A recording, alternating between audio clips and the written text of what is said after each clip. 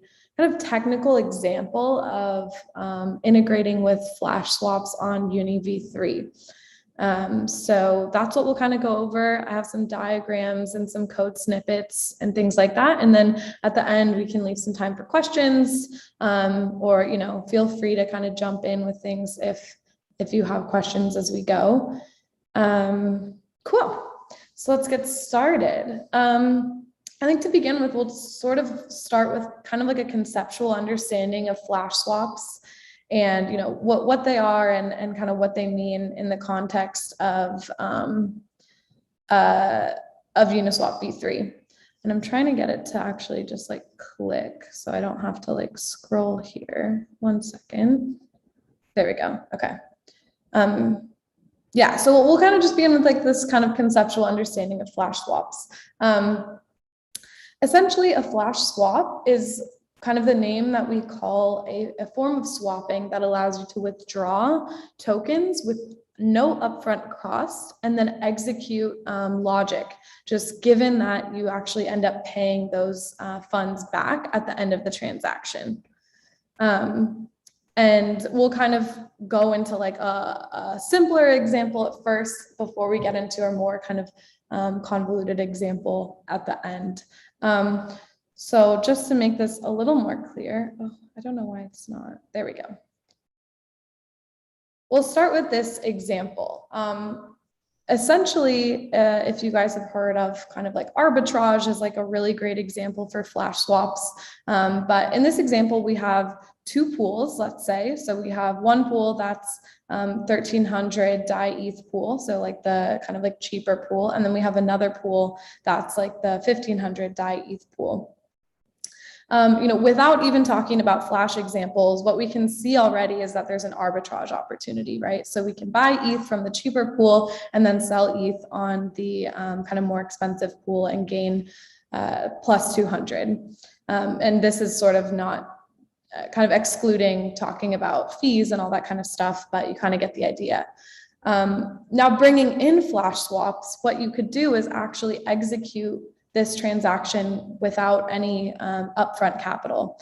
So essentially we can just take advantage of this price difference with one transaction with a flash swap.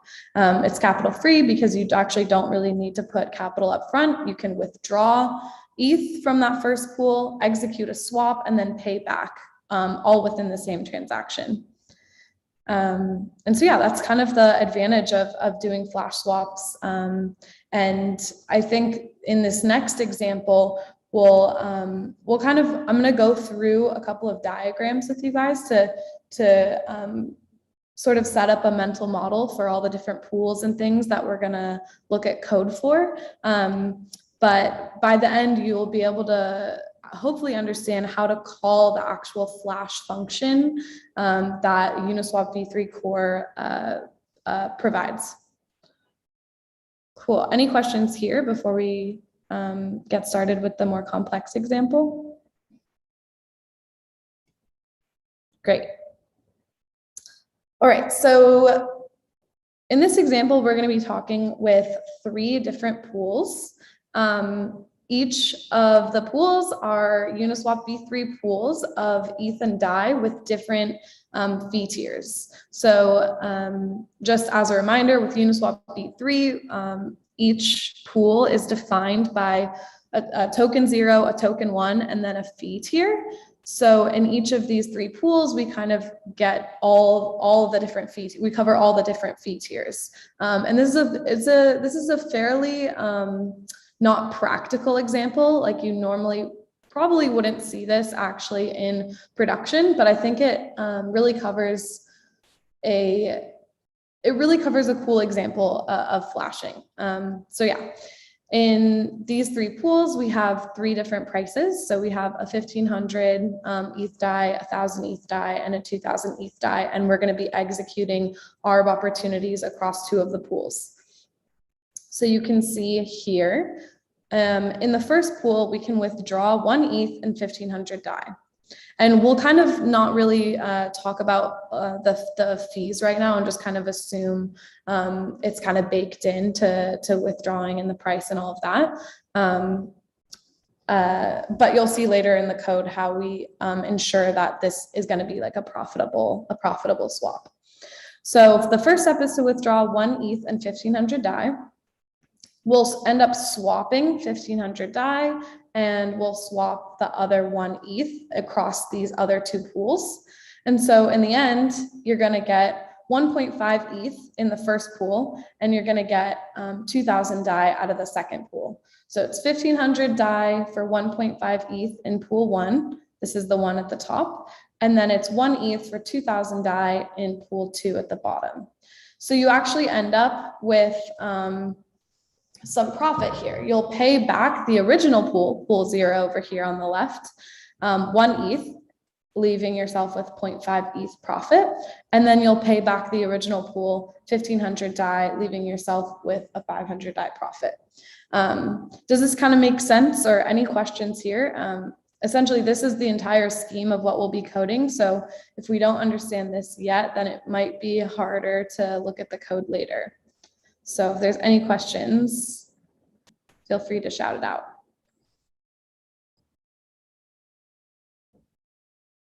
Okay, cool. So now sorry, Sarah, I see Albert asked you to just do like a once over of this again for everyone. Totally, yeah. Let's start kind of back maybe with just like setting up the pools. 1 second, I don't know why it's not clicking. There we go. Okay, yeah, let's just do a quick once over. And yeah, feel free to jump into questions as we go. All right, so we're setting up today's example with 3 different pools. Each are ETH DAI pools, and they have different fee tiers, right? Because there are 3 different fee tiers available on Uniswap v3. In each of the 3 pools, they also have different prices, meaning there are ARB opportunities across pool 1 and pool 2. And so this is the kind of upper pool here, I'm calling pool 1, and then the lower pool here, the 2,000 ETH DAI, is pool 2. And so this kind of diagram shows you kind of the steps that we'll take to actually take advantage of the price differences here. In pool 0 over here, this 1,500 ETH DAI pool, we can withdraw 1 ETH and 1,500 DAI. And we'll kind of see how we actually do this at the contract level. But essentially, we're going to take out both tokens. This is the withdraw phase. So we take out 1 ETH and 1,500 DAI. We can then swap 1,500 DAI in the first pool at the 1,000 ETH DAI rate. And we can also take the 1 ETH that we already withdrew from pool 0 and swap it in the second pool, the 2,000 ETH DAI. And if we do the math, what we end up getting is 1.5 ETH for the 1,500 DAI in pool 1. And then we end up getting 2,000 DAI for 1 ETH in pool 2. And you can see that there's a gain here, right? We have to pay back the pool 1 ETH, and we're left over with a profit of 0.5 ETH from pool 1.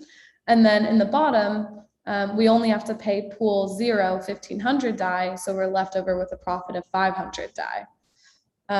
And so essentially the profit total is the 0.5 ETH plus the 500 DAI that we just arbed across pool 1 and pool 2. Cool.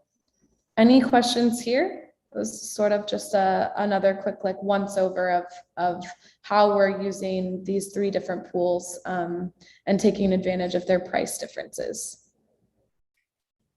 Yeah, there is a question from Dave. If you want to unmute yourself and ask Sarah live, you're more than welcome to. Otherwise, I will read it out. It was just a general question about the flash mechanism. The initial withdrawal, you say it's capital free, so is it all baked into the whole flash loan and repayments, or yeah, why is the withdrawal allowed? Yeah, so the withdrawal is allowed because we'll sort of kind of see how this works at the contract level, but it's essentially allowed because of a callback mechanism. So when you actually flash, you are sending tokens to, say, like a contract, And that transaction will revert if you do not pay back the pool by the end of the transaction. So you could withdraw, execute some logic, but at the end of the transaction, because we're going back into, after basically the callback happens, we go back into kind of like Uniswap core logic and just check, hey, do these pools, is their balance still the same? If so, we can execute the transaction. If not, we just revert and the transaction fails. And so that it's like as if that withdrawal never happened. Yeah, great question. Yes, it actually doesn't necessarily have to be profitable. You could write a contract that's not profitable, but there's no real point in doing that unless you're just kind of playing around and practicing.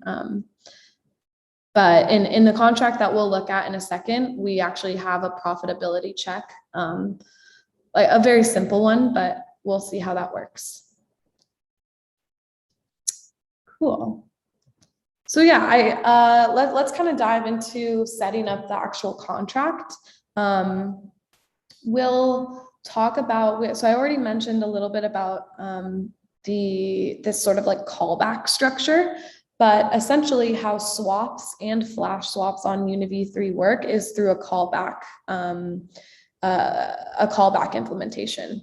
So, the design, here is that callbacks are able to give sort of your own contract autonomy of executing sort of this arbitrary logic that we talked about. But like I said before, inside this callback, the pools that you're borrowing from need to be refunded. Otherwise, the transaction will be reverted when the callback closes. Well, so I sort of have like a little diagram, and this is how I like to think about it inside of my head, like these different contracts interacting with each other. So on the left here, we have our contract. This is the contract that we'll be writing and setting up and kind of going through all the steps that you need to do to actually execute this kind of flash swap logic. And we'll be interacting with the Uniswap core libraries, or the core contracts. And so that's what this kind of right diagram over here is representing, is this the core contract, specifically Uniswap v3 pool.sol. So if you also have that contract open, you could kind of follow along as well. But just a quick overview, our contract is going to essentially do two main things. One is it's going to call the flash function that's defined in the core contract. Flash is going to send amount 0 and amount 1 of token 0 and token 1 to our contract. And this is that kind of withdraw phase. And then after that, the Uniswap v3 flash callback that we're implementing in our contract is going to, 1, do all the arbitrary logic that we talked about, and then 2, pay the pool back. And when this flash callback closes, we end up back in the flash function in the core contract, which does the check. Hey, have all the pools in that we've touched in Uniswap v3 been paid back? If so, we'll like finish and close the transaction. If not, we'll revert. And so that's kind of how these two contracts interact with each other. Any questions here? I saw there might be something in the chat, so.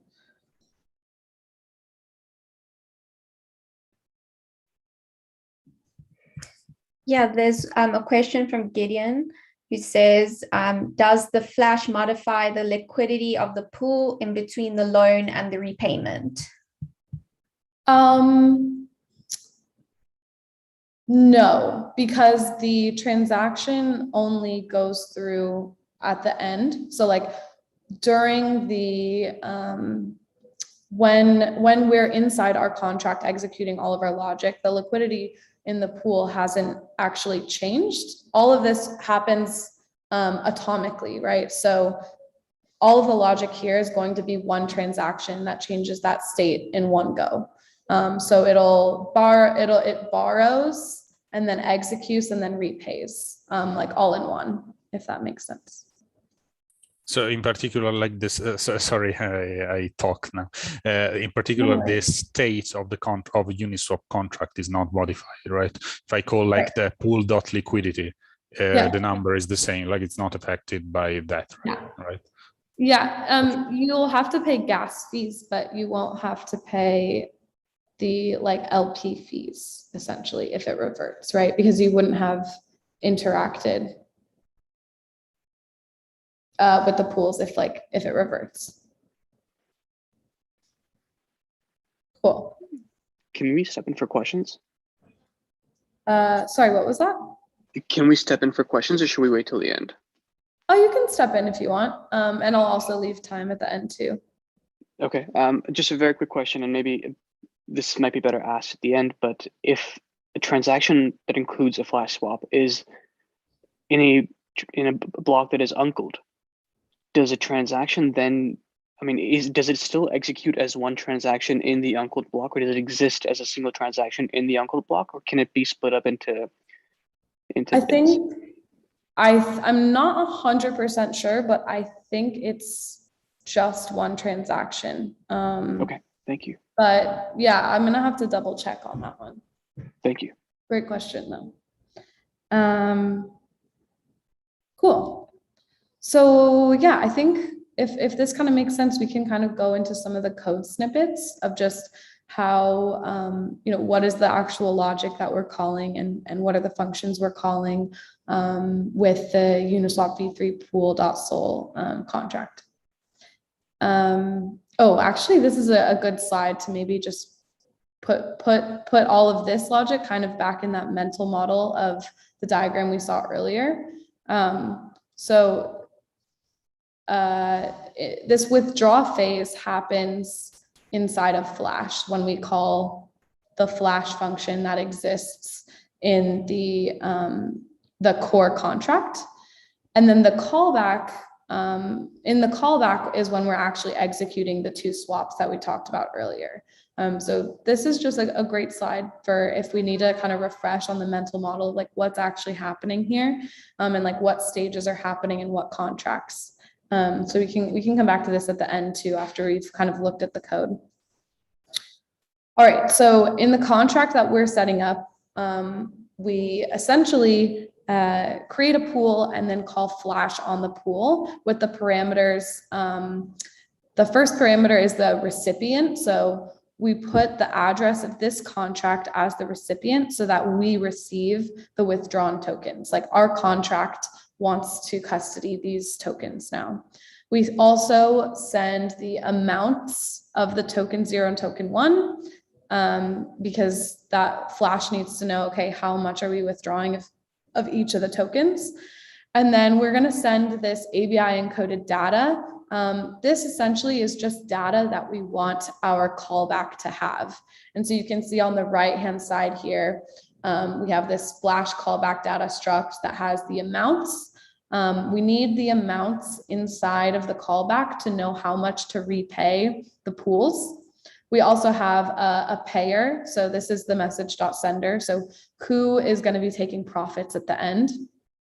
And then the three parameters at the bottom are the various pools that we're going to be working with. So in our example, we had 3 different pools. So the pool key is basically the unique pool. So that's going to be the DAI ETH and the original fee of like the pool that we're withdrawing from.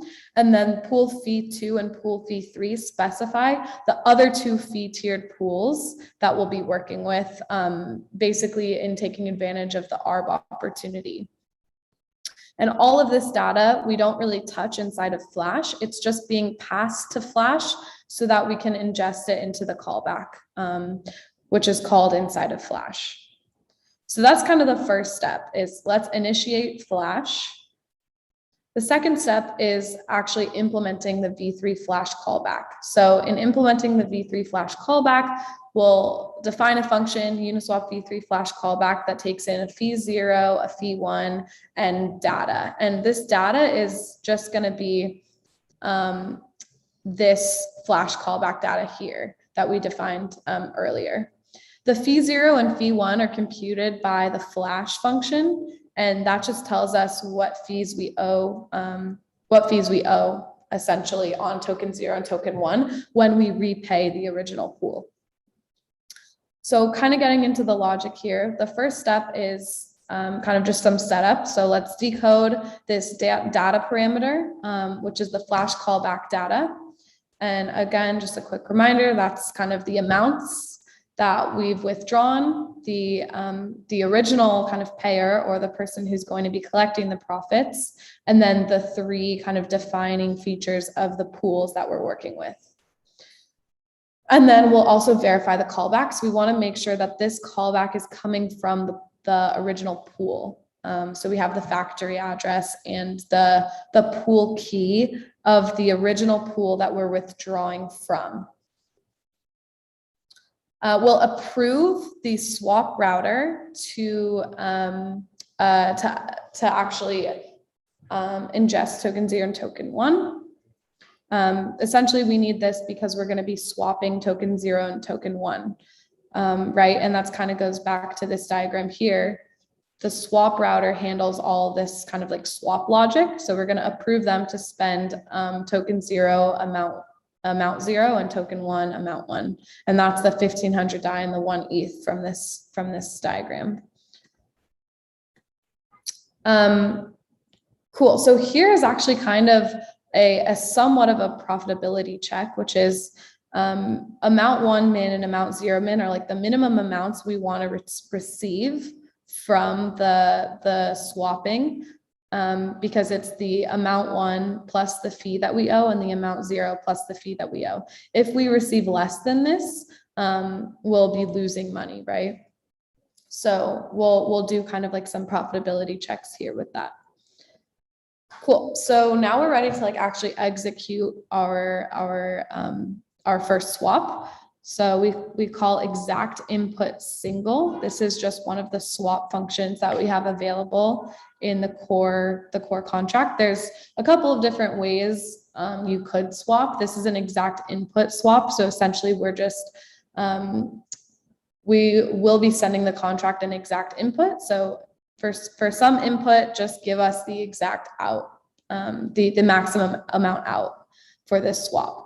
And so not to get too in the weeds with the parameters, but essentially we just have to specify which direction the swap is in. So we want to go from token 1 to token 0, right? We're swapping that, if we look back in this example, we're swapping the DAI for ETH, DAI being our token 0 and ETH being our token 1. So we specify that in the first two parameters.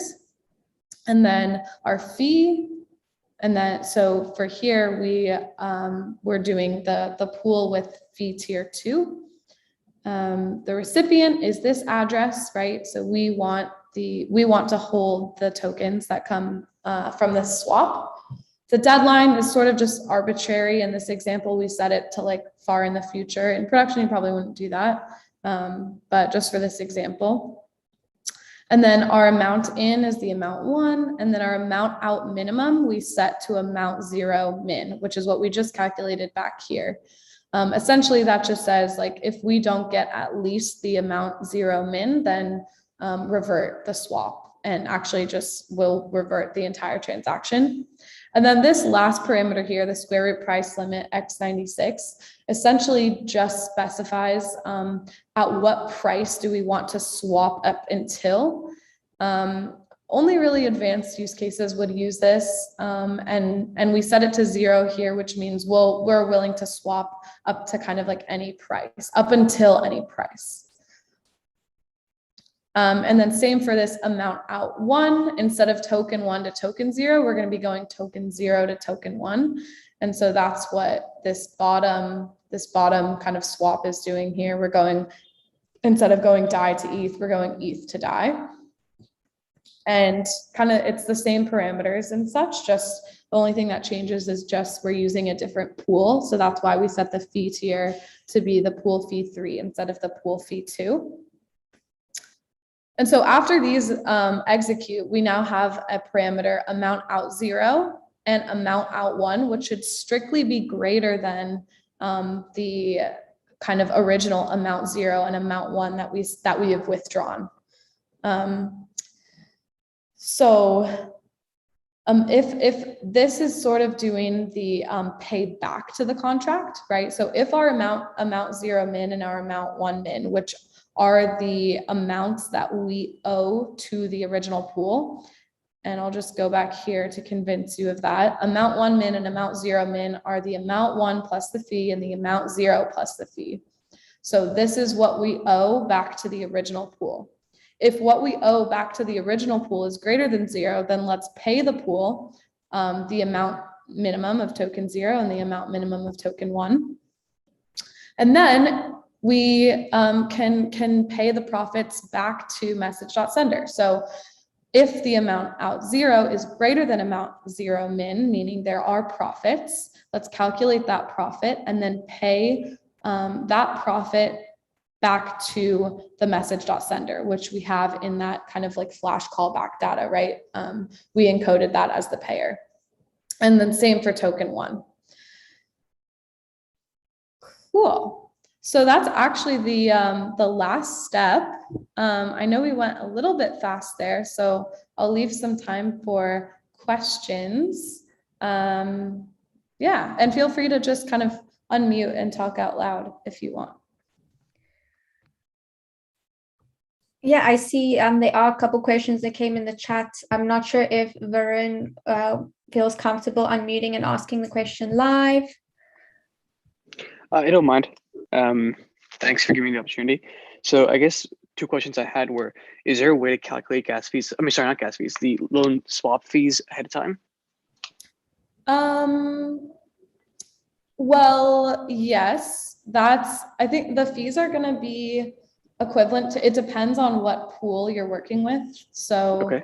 Right, we specify like the fee tiers here.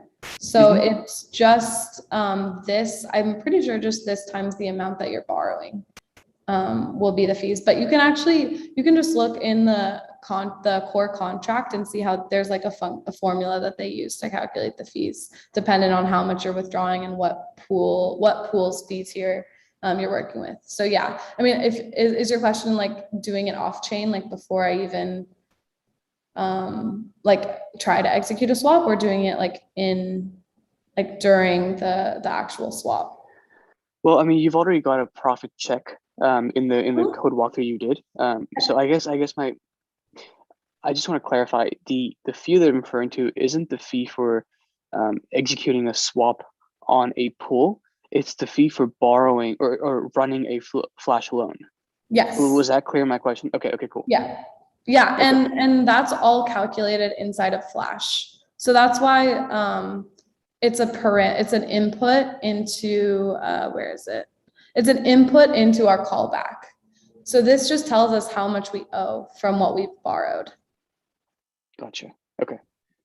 I don't know if that does that kind of it does answer the question. Okay. Out of curiosity, the calculation for fee 0 and fee 1, is that available somewhere to just review? It is. Totally. It's inside this contract. So remember how I talked about we're writing a contract. This is our contract on the left, and we're integrating it with the core contract. So you can just go to GitHub or whatever and look at this specific contract, the Uniswap v3 pool.sol. And all of this math is happening inside of Flash, which we're calling from our contract. Gotcha. Okay, thank you. And I guess, thanks, Dave. I'll go look through that. And the second question was the parameter you mentioned that was designed for more advanced cases. I think it was a square price limit x96. Yes. Is that akin to a slippage limit that you set when you trade?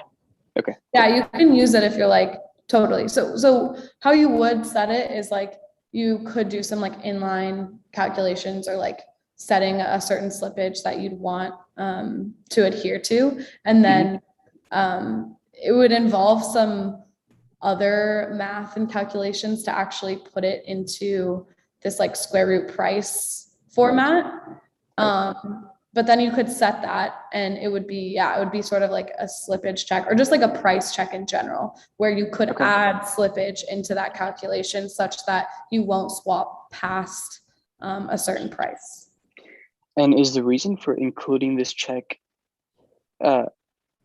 because if this transaction executes somewhere in the middle of the block and the state of the pool has changed from what you read in the previous block to the middle of the current block?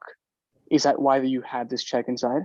That could be a reason. Okay. It could also be like if you're working with, I don't know, there's lots of reasons. Like for example, in like, because in Uniswap v3, we have this notion of like ticks and like liquidity per tick. Essentially you could run into a case where there's like lots of liquidity in between a certain range here and then like none for a while. Like this probably wouldn't happen, but like it could.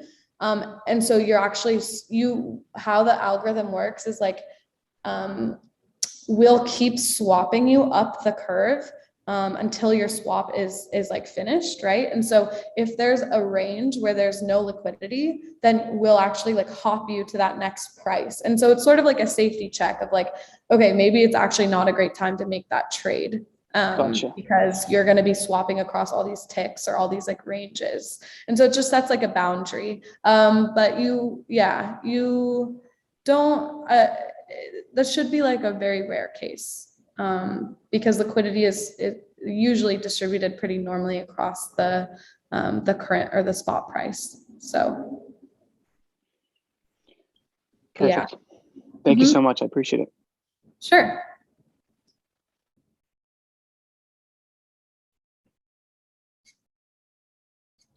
Cool. Are there any other questions? Yes, hi. Can we see the slide before the last one? I think you were paying fees. Yes. Let's see. Here. Right. Can you just explain that again, please? Totally. Yeah, this is this logic is doing the repay to the original pool. So if we look back to yeah, like here, after inside the callback, after we execute the swap, we have to pay back this original 0.3% 1500 ETH DAI pool with the original amounts that we've withdrawn plus the fees that have been calculated for us for doing this flash. And so all we're saying is from our address, from our contract, repay repay the amount to the contract, basically. Okay, thanks. For sure. Hi, my name is Mark. I've got a question related to the differences between V2 flash swaps, which I just spent the morning figuring out, Cool. and V3. So some of the differences I can see is that this is like fee 1 and fee 2, whereas at least the code I was working on, my own contract just calculated what the fee was supposed to be. And basically in the end, I'm sort of repaying 1 token and not 2. So I'm just trying to understand some of the differences here. Really? That's a really good question. So in Uniswap v3, you can't, so yeah, essentially there's 2 ways to do flash swaps on v3. One is to call flash, which we're doing here. The flash function is a specific type of flash that allows you to borrow 2 tokens or 1, but it allows you to borrow both. In V2, we don't have that. To simulate something more similar to V2, you could actually just call swap. You could essentially like emulate a flash swap similar to V2 by calling swap, because we have a similar logic of doing a callback with just the regular like swap function that we define in the same contract. And so instead of specifying like 2 tokens that you could borrow, you'd just be executing a swap, right? Like a regular swap, 1 token for another. But because we have this like callback architecture, you can actually, all swaps are technically a form of flashing because it withdraws the token first, executes some arbitrary logic, and then pays that pool back. So yeah, so if you're trying to emulate more of like a V2 style flash swap, you would just look at the function called swap in this same contract where flash is defined. Okay, so I would probably, my swap, I mean, that's what I'm doing right now in V2 is calling swap. So that part might remain the same.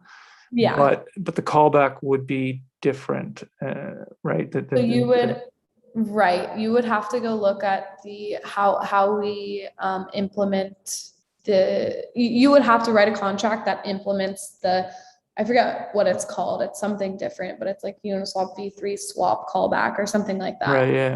I think I saw a reference to that. So that part would, so the second part, the callback sounds like would be different, but perhaps the just calling swap, that might actually be the same. It's similar. I'm sure I can't remember off the top of my head what the exact differences are, but like, for example, you'll have to specify like the fee and set up the pool as a V3 pool, right, not a V2 pool. Right, yeah, well, I guess there would be some differences because of that, because there's no notion of different pools at different fees in V2. Okay, I'll have to look into that. Okay, I think that helps. So I'm just trying to figure out a scenario where I'd be paying back, one of the two. But yeah, great, really good question. And it is a bit confusing because there is sort of like two types of kind of flash swaps you can do with V3 because of this. Yeah, my other small question is, I apologize, I missed the first part here. Maybe it was discussed, but I noticed you're using a pay function.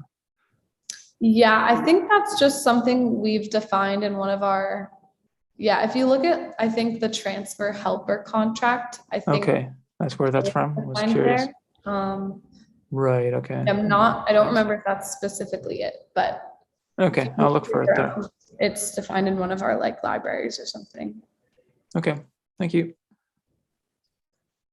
Cool. Albert, I don't know if there's a specific tutorial that I could point to, but we have this contract that I just walked through today up on our GitHub in the periphery repo. So I feel like if you want to read the full contract, it's all compilable. That would be a good place to start.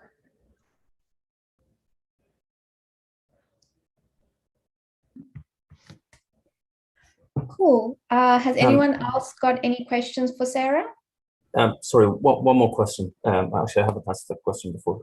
One question, more about the purpose of doing these flash loans. I'm assuming if it's, I don't want to say free money, but if it's free money, everyone is doing it, and surely it's been arbed out of the market by now.